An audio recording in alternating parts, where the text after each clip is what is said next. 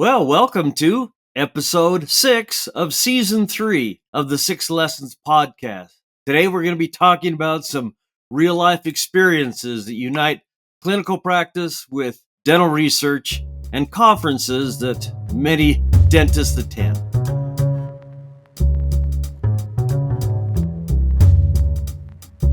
So today we're going to talk about a historical event.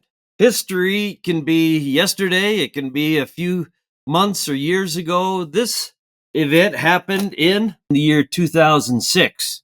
In the year 2006, I traveled to University of Missouri in Kansas City. The School of Dentistry was putting together and advertised a conference. In this conference, hundreds, maybe even thousands of dentists were invited to, but a couple of hundred dentists from around the world who were interested in research came to University of Missouri, Kansas City Dental School to talk about, the title was Oral and Craniofacial Biological Symposium. That sounds pretty comprehensive, and some of the lectures were on some craniofacial biological investigations that have nothing to do really for everyday clinical dentistry. But what really interests me is the person who was putting it on was a man named David Icke.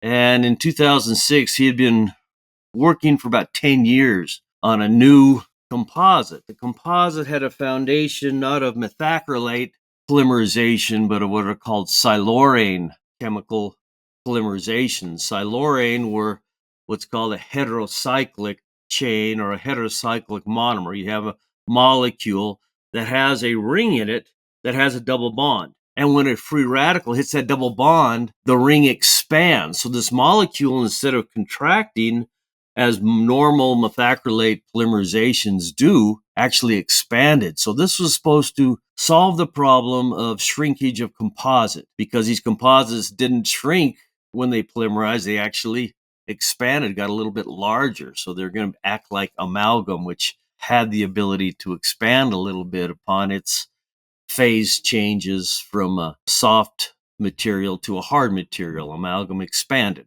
Well, for 10 years, 3M had been funded David Icke. David Icke, not a dentist, but a PhD in chemistry, worked on this.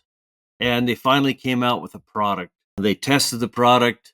In the tests, they thought it was promising. In clinical application, it was no better, even worse than amalgam, because it didn't polymerize and connect with the molecules that connected the composite material to the tooth, which is called the hybrid layer formation. And the reason why that happened is because these molecules were too big. They weren't small and skinny, they were large, and this prevented them from integrating in a demineralized part of the dentin, which was necessary for hybrid formation. Well, in 2006, I was excited to hear from the actual creator of this new material about its maybe strengths, but I had heard and read that we didn't have this real breakthrough. But I wanted to meet David Icke, and I also wanted to meet a member of his faculty named John Purk.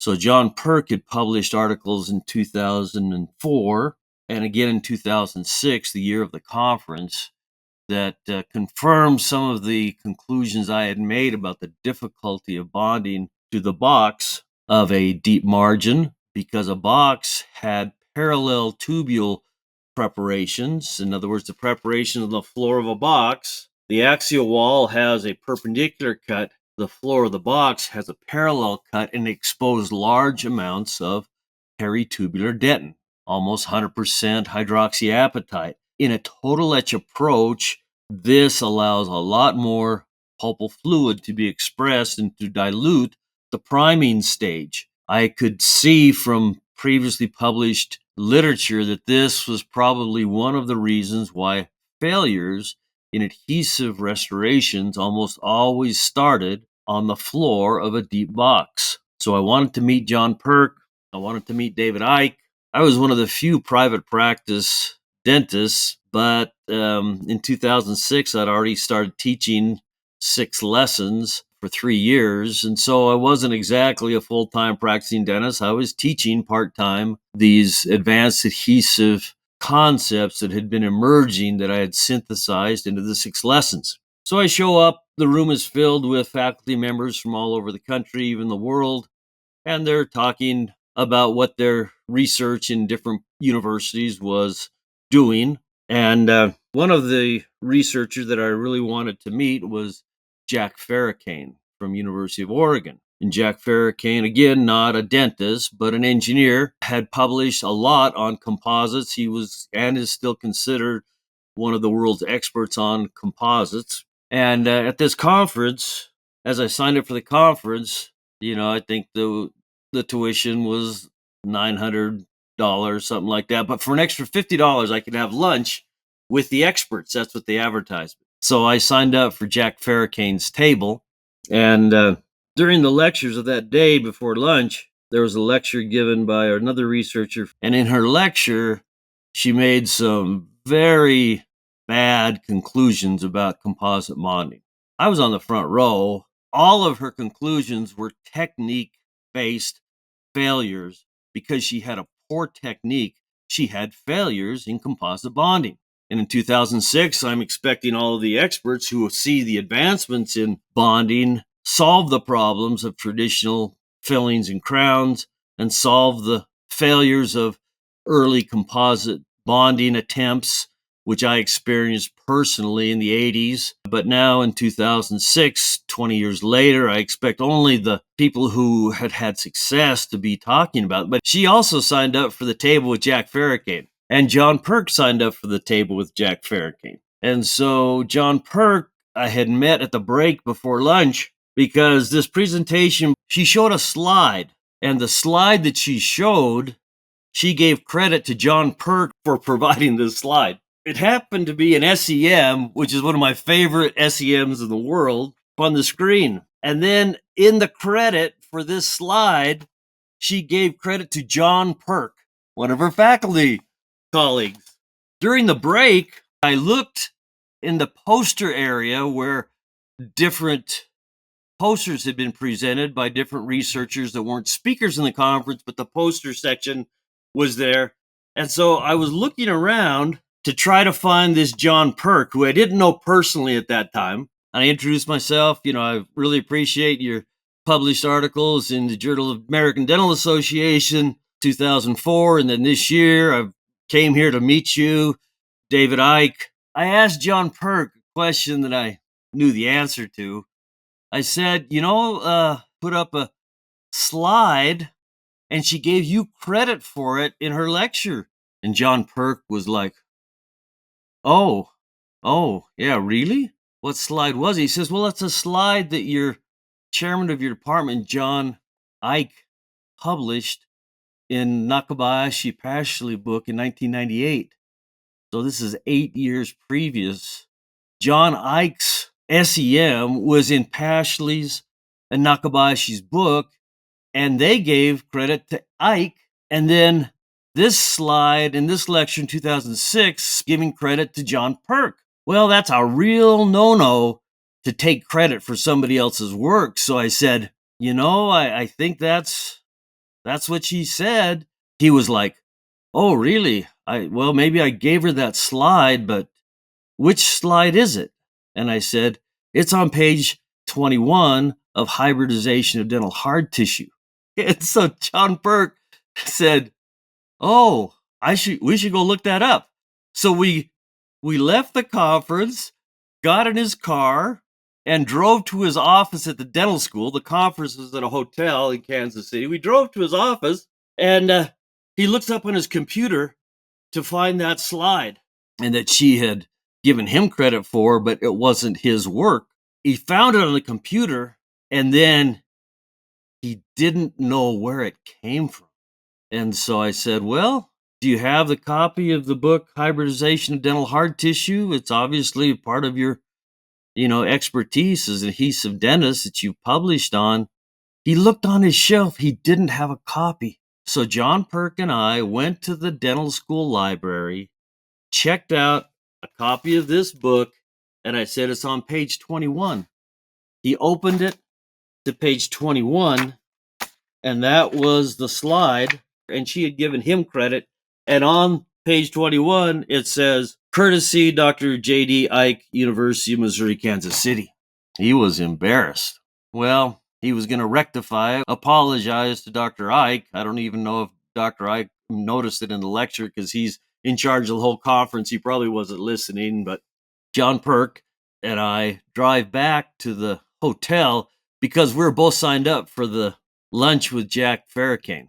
During our conversations, I just happened to, show John Purk a binder that had about 100 articles that are now part of the mastership, but I kind of used those as kind of a test to see how much an expert knew, if they had a pretty good working knowledge of those 100 articles that I always carried with me in those days. Anyway, I made it very clear to John Purk that when I taught adhesive dentistry and I used some information from him, I always gave him credit. When I used stuff from Ashley Nakabashi, I always gave them credit. Obviously, Dr. Ike, expert in his field of research, and this picture was very important because it actually showed in detail what a size of a collagen fibril was compared to a orifice of a dental tubule. Just one of the most instructive SEMs that you could learn from when you want to talk about dentin and the relationship of collagen and hydroxyapatite and pulpal fluid. It's just fantastic. But then when we came in, we just were late to the lunch, but there were 8 other people. But we were on the other side of the table. It's a round table. It had 10 doctors, Jack Ferracane. And then as we were eating, we would have conversations with Jack Ferracane. And, I was trying to introduce myself to Jack as somebody who knew what I was talking about. And I made some references and asked him some specific questions about certain adhesive concepts that had been published in the literature. And John Purk was right next to me, and he was saying, yeah, he really knows his stuff. He's got this big notebook. And I showed him my notebook.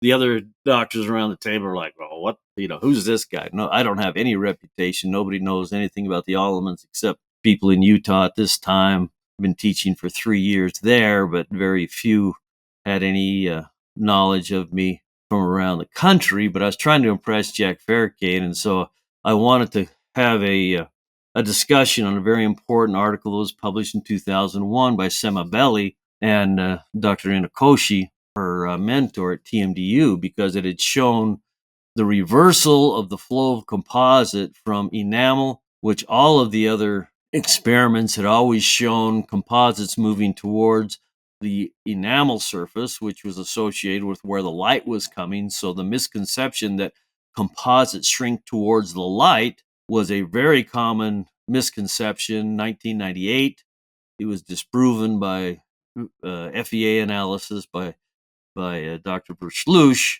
but still taught in dental schools. You put the composite light here, composite moves towards the light. It was really moving towards the enamel because there was a hierarchy of bondability that nobody had ever talked about, nobody had described. I've been teaching it for 3 years. But the idea that composites move towards the best bondable surface that they're attached to at that particular time means that there is a competition between different bondabilities. And I had deduced that that was a direct relationship to the concentration or the amount of hydroxyapatite in different surfaces. Enamel versus superficial dentin, deep dentin versus superficial dentin, outer caries versus any types of dentins, inner caries versus other types of dentins. So this hierarchy of bondability that I had discovered and been teaching to other dentists for 3 years, nobody knew about that, so I wouldn't expect Jack Ferracane to know about it for sure. But I was trying to see how much Ferracane had looked at this article in 2001 because it actually showed composite moving towards the dentin, not towards the enamel. And my deduction was it was because they had taken the time to resin coat that surface. And after the immediate dentin sealing, the resin coating now neutralized the hierarchy of bondability. And actually, the resin coating gave the hierarchy of bondability a little bit of a nod towards the resin coated dentin. But that time that it took to put the resin coating and take a photography, a photograph in a lab, do the lab stuff, you're taking your time, it's not a patient, it's an extracted tooth you're working on. But however it happened, Inakoshi and Belly showed that once you place that resin coating, now the composite was stressing the enamel, fracturing the enamel, and now moving towards and staying sealed at the bottom of this preparation on this extracted tooth. It was a very important piece of research. And I told Jack Ferracane, I said, this research is just fantastic. He really knows what he's doing. And as soon as I said he, associated with the name Semabelli, Jack Ferracane sat back and started laughing. Obviously you've never met Semabelli. She is not a he, she's a woman. And everybody around the table had a big laugh, but John Purk was like paying attention because all of a sudden this guy that nobody knew more than everybody, maybe Jack Ferracane did, but he hadn't demonstrated oh yeah, I love that 2001 publication, Operative Dentistry by Semabelli and Inakoshi. It's one of my favorite. I mean, Jack Ferracane basically didn't have a working knowledge of that article. But I had read it so many times, and I felt like it was one of the top articles of the hundreds that I had mastered at that time.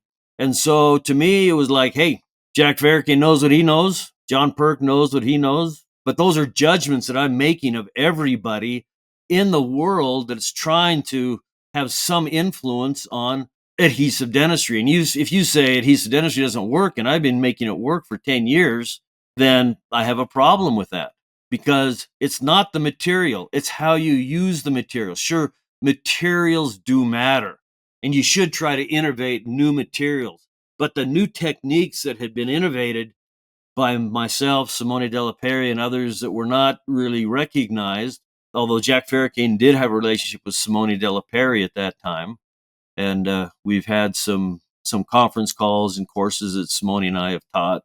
And Jack Ferracane is very open. We've spoken with him on numerous international stages, Davey and I, and we consider him a colleague, a friend. But on the same token, he knows most about what he knows the most about. I know most about what I know most about. Davey is obviously using the same scientific foundations to go from. But over the years after that 2006 interaction with John Purk, he always sought Simone and I out. We were in Chicago for 7 years, pretty much from 2006 to the early 2000s. We would go to the Academy of Operative Dentistry, another meeting that costs $1,000 to attend, plus you got to live in Chicago for a few days. It's, $2,000 out of your pocket. It's not a cheap, unless a dental school's paying for, which most of the people at the Academy of Operative Dentistry are faculty members. Not all of them, but most of them are getting their trip paid for. But Simone and I are there on our own nickel,